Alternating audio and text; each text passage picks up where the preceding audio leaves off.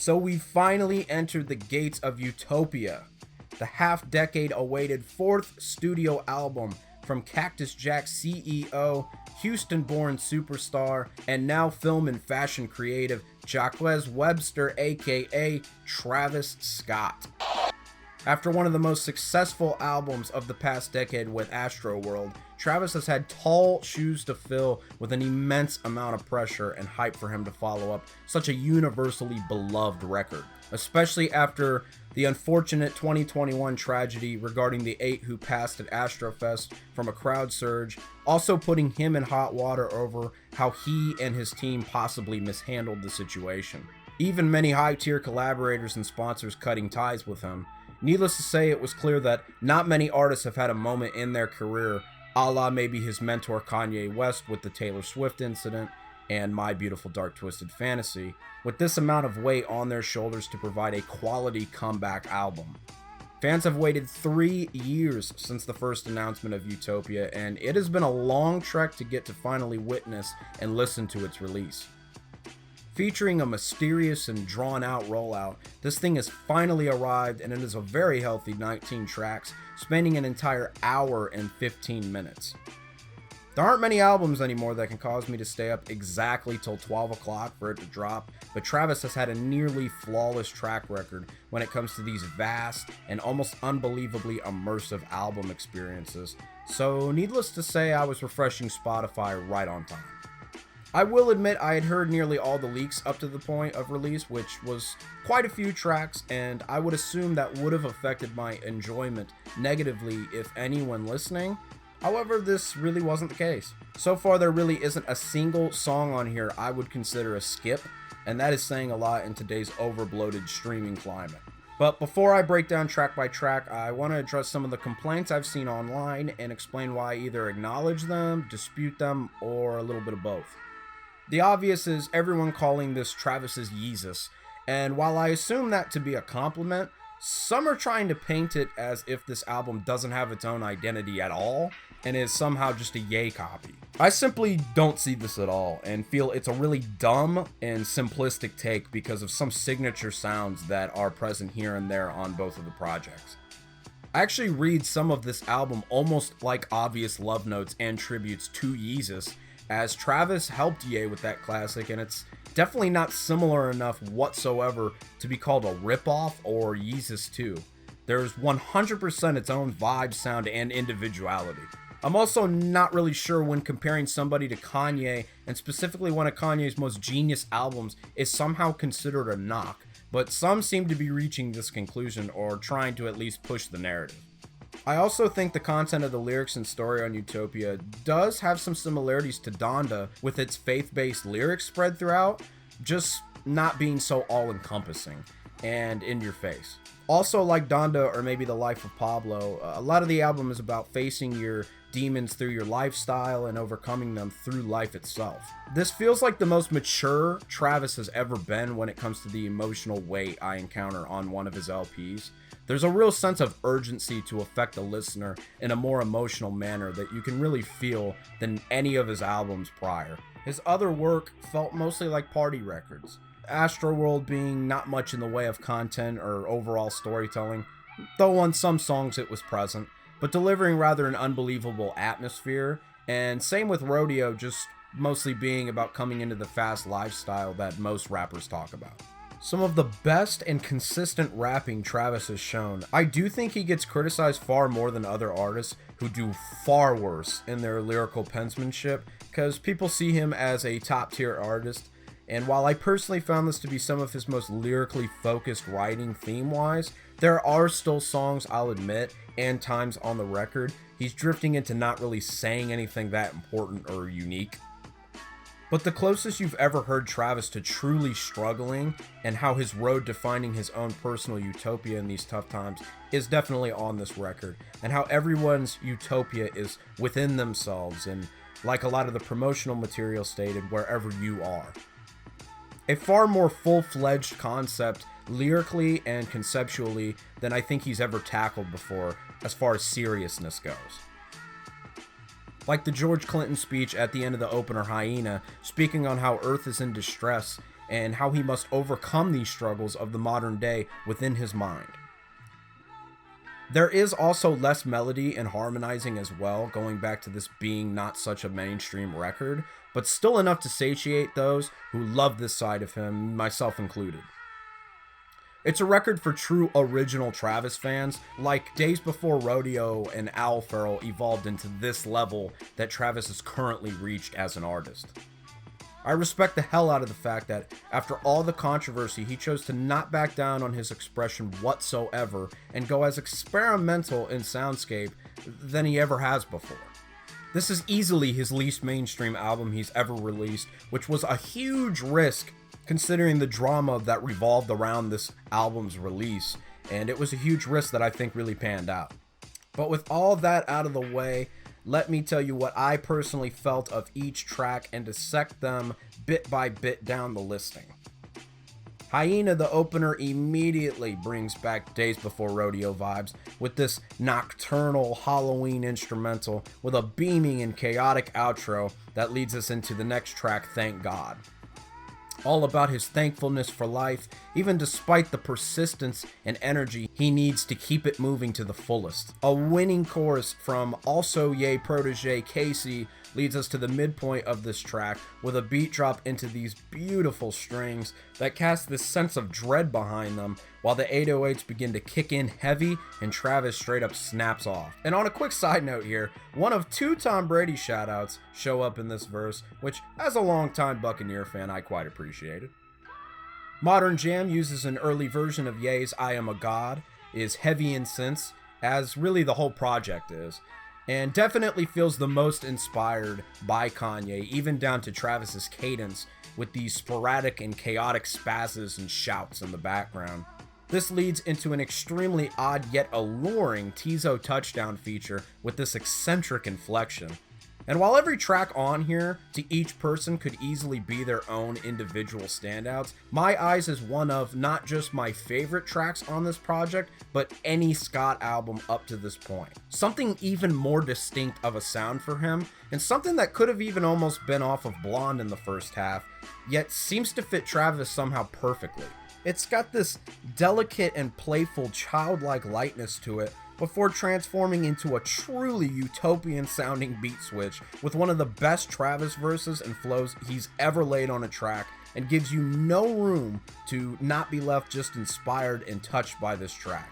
Even diving into some of his most vulnerable lines I think he's ever given regarding the Astrofest incident and how it still affects him to this day, and how he feels misperceived negatively after the incident occurred. These opening tracks do a great job of exemplifying the many intersections in these songs that are futuristic, otherworldly, and overall psychedelic, constantly transforming into further developed, intricate, and layered sonic paintings. It's this gift he has to evoke your imagination and this grand feeling within from his music that truly separates him. Next is one of the most well-known leaks on the album, God's Country, which was originally slated to be a 2020 Donda original, with these child, hypnotizing, and psychedelic vocals following in the background, while Travis makes declaration of this being God's country, and anybody who disagrees is simply standing in the way.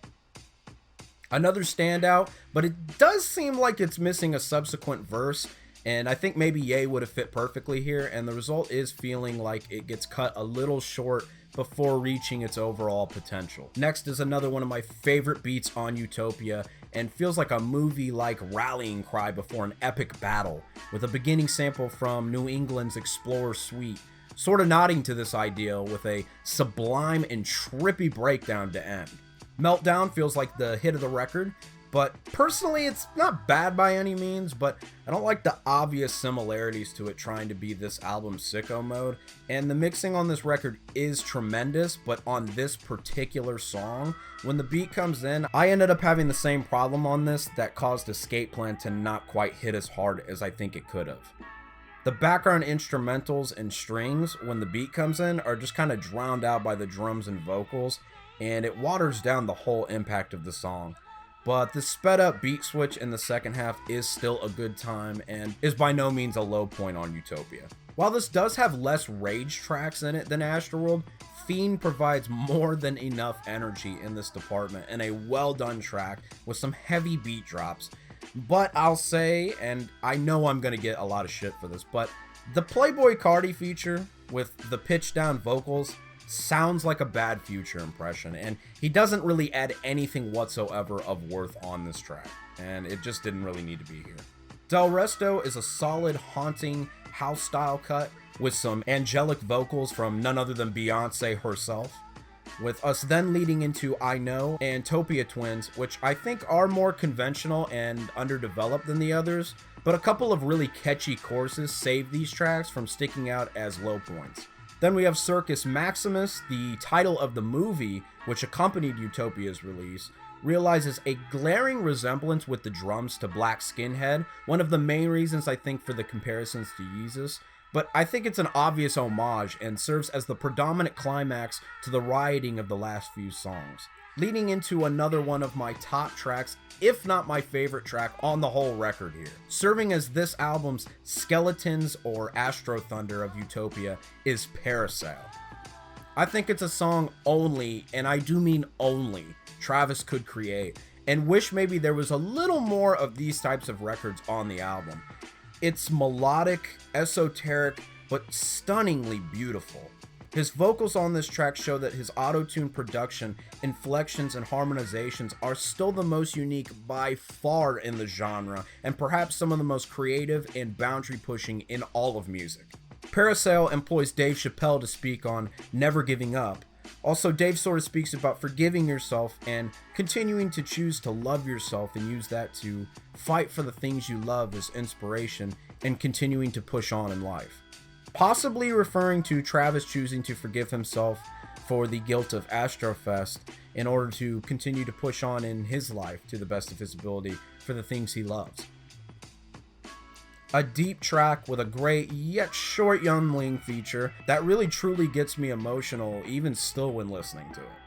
Then we have a few more solid tracks, each with their own flavor.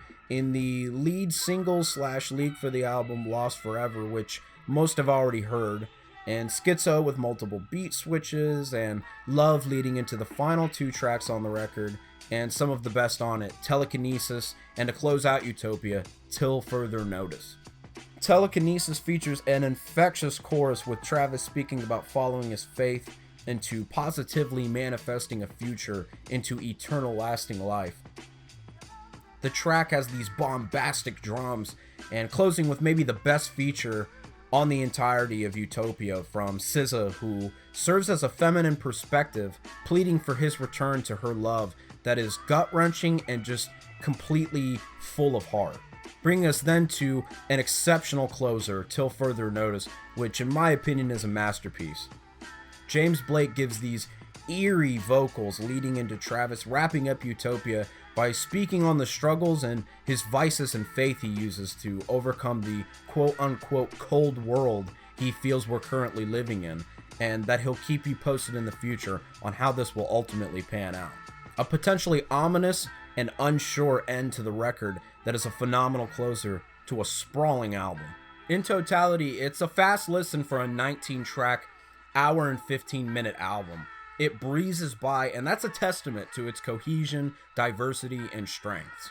I will, on a side note, point out, I'm not sure why the song that we heard a snippet of earlier, Vision, from a couple years ago, wasn't on here, as the sound would have fit perfectly, and in my opinion was one of the most unique sounding songs Travis had ever produced. But that's rather just me being nitpicky as a fan, I suppose. The soundscape is broad, never fails to keep your attention with the constantly expanding songs individually and holistically as a record. No single song sounds the same, yet manages to keep the whole album sounding like it belongs blended together in a world created by the cinematic mind of LaFlame, an impressive feat. This album may for sure start to put Travis in the conversation of possible legend in the rap industry, as I can easily see this album being a grower, just like its comparison Yeezus before it, and considered a classic in the years to come, which would be his third, in my personal opinion, in his discography. There's only so many artists who can lay claim to this in the industry, and I think the world can now comfortably say that anytime Travis Scott comes around and promises a great project, you can be assured it will be a mind-bending, one-of-a-kind experience. He certainly has his faults as an artist and shortcomings, but these faults never really seem to deter or take away from the project's ability to take you on a hell of an adventure and trip that only Travis Scott could dream up into the world of rap and music as a whole. Utopia was well worth the wait. Let's just hope his next project isn't another 5 years away. I give this thing 4.5 Utopia briefcases out of 5. Thank you guys for sticking around to the end of the video. If you did, please like and subscribe. Helps a bunch with the algorithm as a new channel. I appreciate all the love and support always. And stick around, guys, because more content is coming. All right, peace.